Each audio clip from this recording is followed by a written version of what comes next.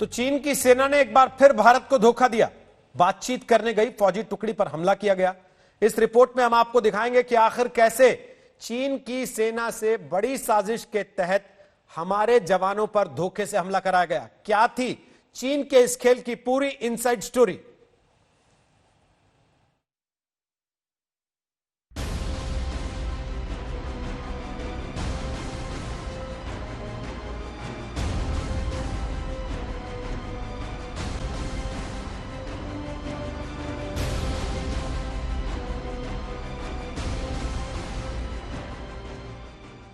धोखेबाज चीन ने एक बार फिर ये साबित कर दिया है कि वो पीठ पर खंजर घोंपने की अपनी नीयत से कभी बाहर निकल ही नहीं सकता। उसकी फितरत ही ऐसी है, वो दोस्ती की आड़ में धोखे की चाल चलता है। लद्दाख में उलझता है, अरुणाचल में परेशानी बढ़ाता है। हमारे जांबाज अफसर और जवानों की शहादत के पीछे की कहानी सुनेंगे तो चीन की बदनीयती का खौफनाक चेहरा सामने आ जाएगा। सरहद पर तनाव के बीच यह तय हो गया था कि 15 जून को एलएसी के पास सरहद पर चीन सेना का जमावड़ा कम होगा। चीन की सेना गलवान क्षेत्र में अपने इलाके में वापस लौटेगी। दोनों पक्षों के बीच पहले से सहमति थी कि 16 जून को भारतीय सेना के बड़े अधिकारियों की बैठक से पहले चीन की सेना पीछे हटेगी ताकि अच्छे माहौल में आगे की बात हो सके।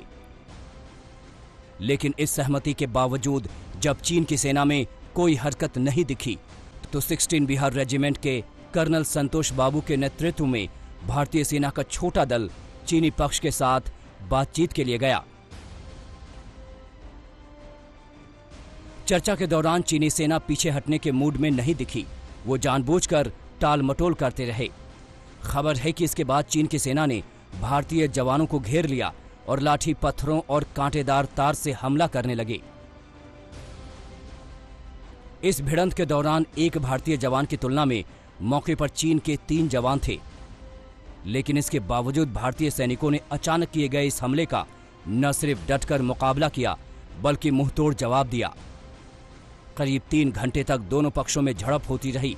इस हाथापाई में कमांडिंग ऑफिसर संतोष बाबू को गंभीर चोटें आईं। झड़प शुरू होने के बाद भारतीय सैनिकों की दूसरी टीम मौके पर पहुंची और फिर सेना ने चीन के इस धोखे पर करारा जवाब दिया। खबर है कि भारतीय सेना के पलटवार में चीनियों को भारी नुकसान पहुंचा।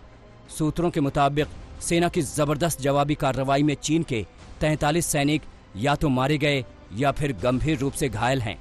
चीन ने ये गुस्ताखी नहीं की है बल्कि गुनाह किया है। पहले हमारी जमीन पर कब्जा और अब दबंगई। लेकिन अब चीन को समझ लेना चाहिए कि ईंट का जवाब पत्थर से देगा भारत। उसकी हर चाल का जवाब उसी की भाषा में दिया जाएगा, क्योंकि ये 2020 का भारत है। धारचूला से मंजीत नेगी के साथ आज तक ब्यूरो।